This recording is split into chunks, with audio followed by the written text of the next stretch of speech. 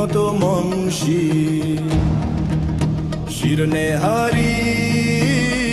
আমারি নত শিরই শিখর হিমাদ্রি বলবীর বল মহাবিশ্বের মহাকাশ ফাড়ি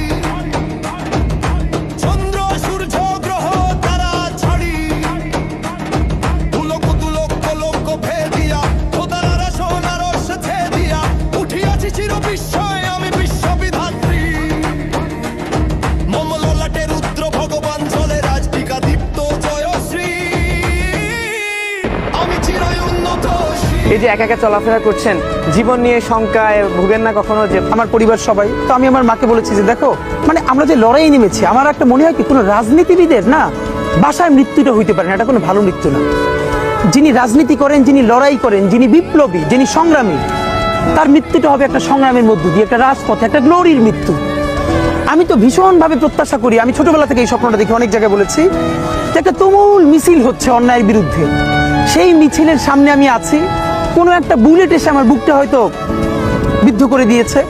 এবং সেই মিছিলে আমি হাসতে হাসতে আমি শহীদ হয়ে গেছি। এবং সবাই যখন মৃত্যুটাকে ভীষণ ভয় পায়, আমি তখন হাসতে হাসতে আল্লাহর কাছে ভীষণ সন্তুষ্টি নিয়ে পৌঁছতে চাই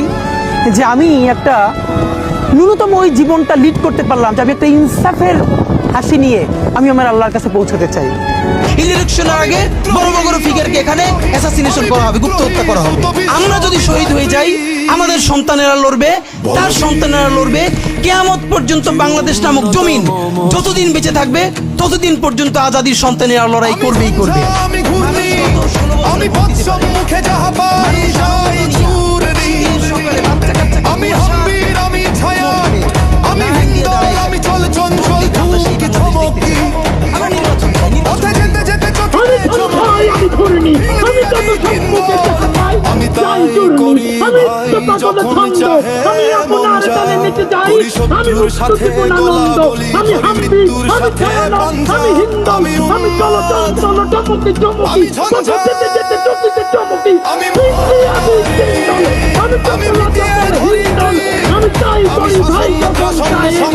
আমি আমি উষ্ণ চিরদূর আমি চিরদূর